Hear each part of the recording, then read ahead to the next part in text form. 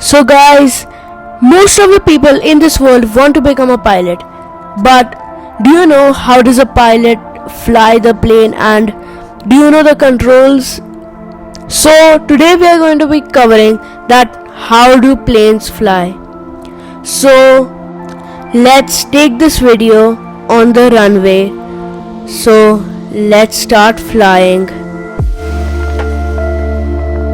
Now let's talk about the shape of a plane. The first thing you will notice that it is not made out of a single solid piece. So the wings and tails of a plane have many movable parts, as you can see here. The wings also have a special shape to move, which is called the airfoil. So let's talk about the airfoil. This airfoil shape is really important as it produces a lift force to the plane.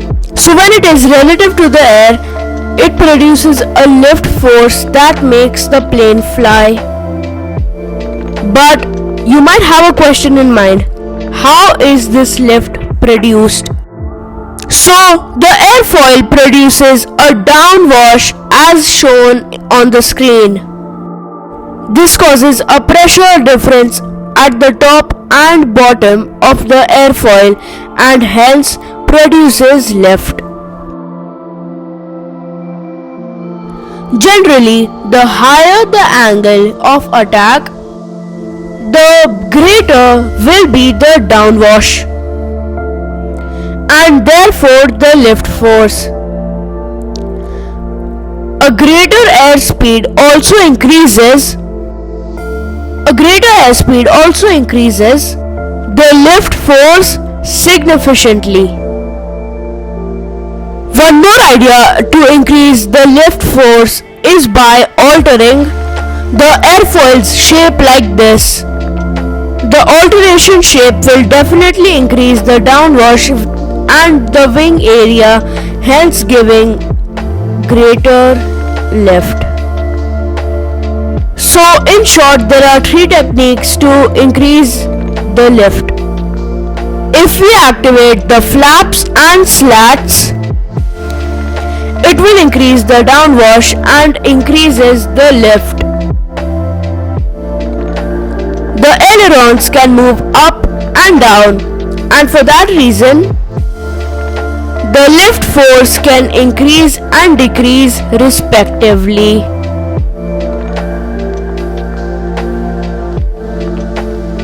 So at the tail of the airplane you can see two attachments, the rudder and the elevators.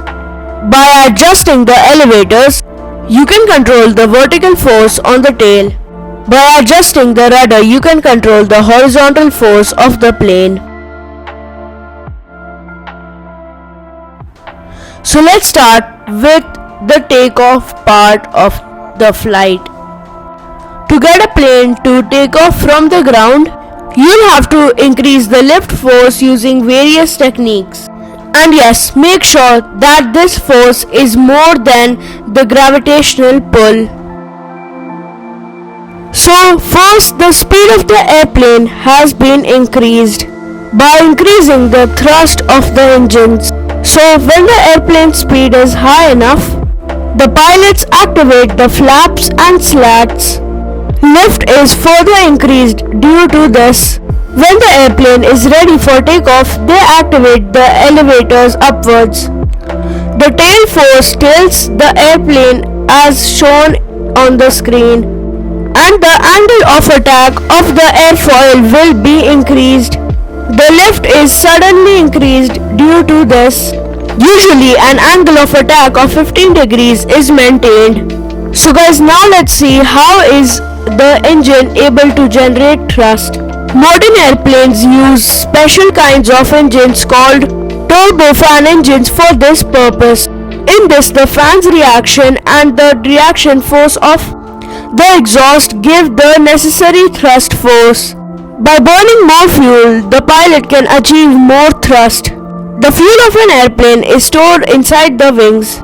After takeoff, next comes the climb phase of the aircraft. As long as the engine's thrust is more than the drag, the speed of the airplane will keep on increasing. So, the greater the speed, the higher will be the lift force. Because of this, the airplane will ascend. When the airplane reaches level flight, there won't be any acceleration or change in altitude. So the thrust should be exactly equal to the drag, and the lift should be exactly equal to the weight of the airplane. So how does an airplane change direction? And yes, it's not just by adjusting the rudder. The rudder produces a horizontal force, and if you turn the airplane like this, it will surely discomfort the passengers. For a proper turn, you will need to use the centrifugal force.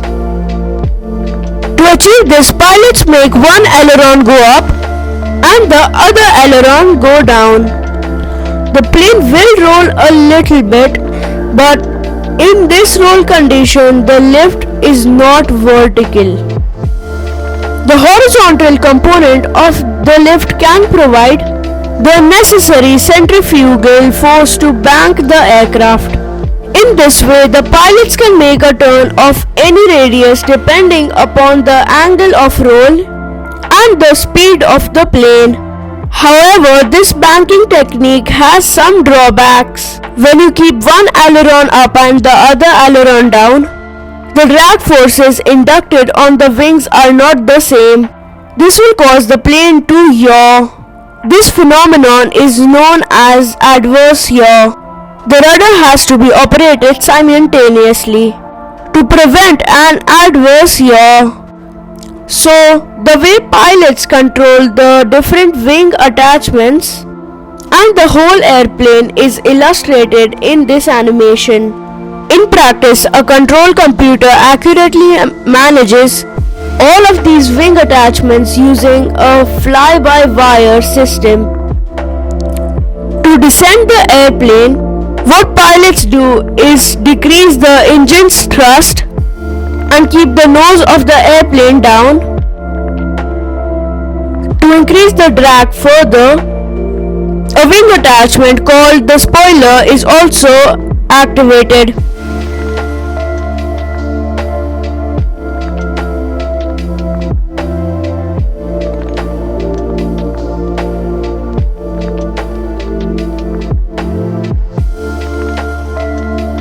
To reduce the stopping distance, which is reverse thrust, here the engine covers open wide and the air which was supposed to go backwards is forcefully directed forwards, and eventually the plane lands. Thanks for watching, guys.